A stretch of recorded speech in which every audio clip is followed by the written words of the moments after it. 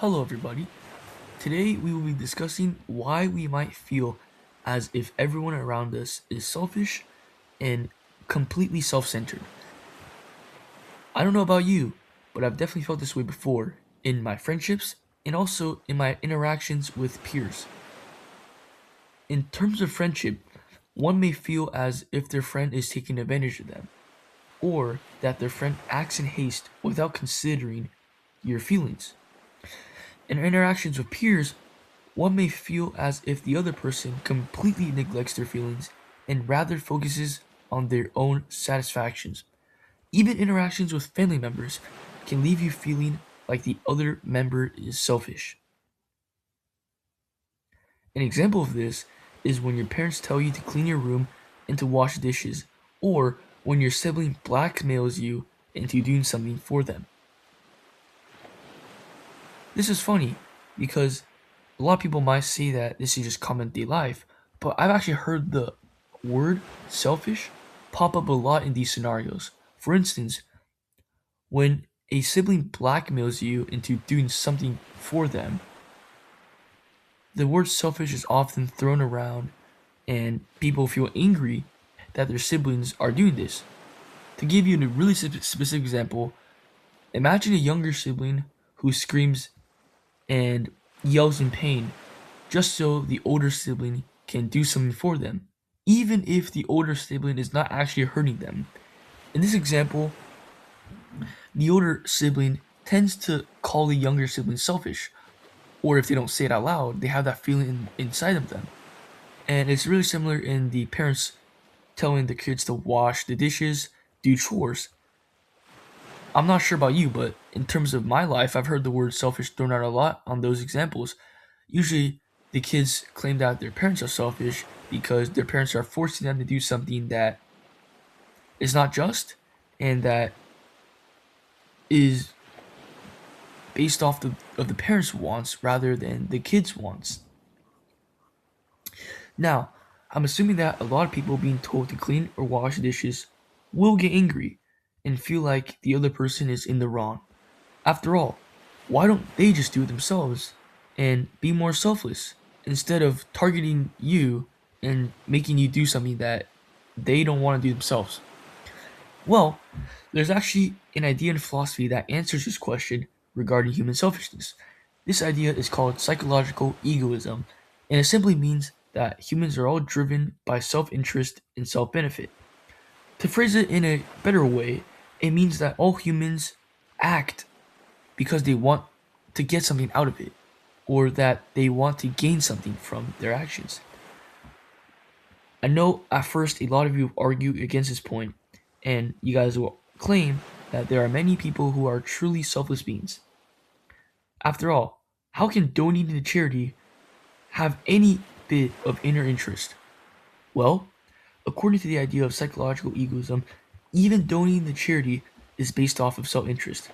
It sounds completely crazy at first, but just think about it. When one donates to charity, they often get a feeling of moral good and they feel a lot better about themselves afterwards. This feeling of being a better person that comes from doing charity is what actually reveals the self interest involved. That is, people do good things because they feel better about themselves and thus benefit from the action. Now, imagine a sad person who's walking the streets feeling like he is a bad person. If he donates to charity, he feels a lot better about himself and feels like he's almost a hero. Like he's saving, the helpless, and he feels like he's a lot better person than when he was sad. This exact feeling of feeling happy and getting that sense of satisfaction is what relates to the self interest that psychological egoism touches on. It could be a good action, but there is still self interest involved because of the motivation for the good feeling and the motivation to get something out of your action. Also, to provide another example of self interest, take the example of a sports player who helps others achieve their full potential, even if it means that the other people will become better than the sports player. To rephrase the scenario, imagine a JV sports player who is training frost-soft kids into being better, even if the JV person knows that they might become better than him one day.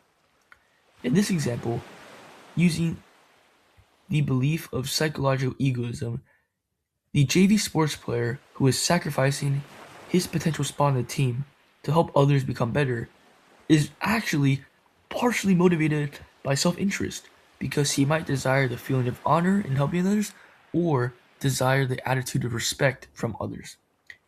The JV soccer players, or no, the JV sports players' purpose in helping others might to feel better about himself or to feel respected by others. And this wanting of respect and wanting of feeling better contains evident self-interest in his actions. Thus, the view of psychological egoism, in a way, answers the questions of why humans act so selfishly. The answer lies in the argument that humans are beings that are always and only motivated by self-interest and personal gain. Now, to go into a more philosophical response, let's look at the philosopher Thomas Hobbes. Hobbes believes in psychological egoism and the human's natural focus on desire. Hobbes argues that if two men desire the same thing in the state of nature, meaning that they are, it was really back then, they are, in the wild, Hobbes believes that if these two men in the wild desire the same thing, they will become enemies and they will strive to take advantage of one another. Hobbes claims that if these two men become enemies, they will continue to fight each other and ultimately endeavor to destroy one another. Thus, Hobbes believes in psychological egoism because he argues that humans have a natural desire to pursue their own self-interest. Hobbes also states that it is in human nature to will and seek the mastering of people and of all people until there is no greater strength than him.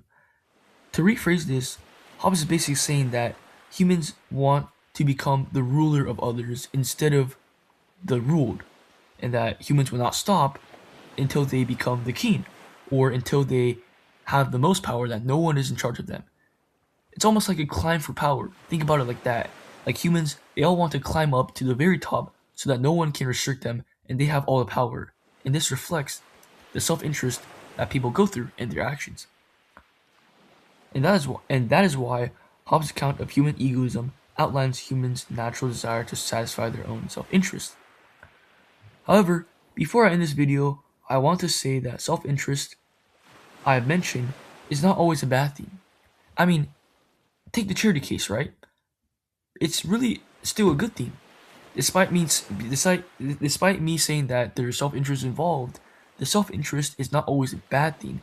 It is just a natural thing for humans to do. And it only becomes a bad thing once he begins to harm others or it becomes very abusive. That is, self-interest is a neutral thing almost. It's not bad. And it only becomes bad once the actual self-interest is rooted in harming others or it's becoming abusive to others. And most importantly, the views I've mentioned are not my own personal views. I just wanted to mention them to bring into a new perspective on human nature. Ultimately, I hope this new view regarding psychological egoism allows you guys to have a better understanding of why people sometimes seem selfish.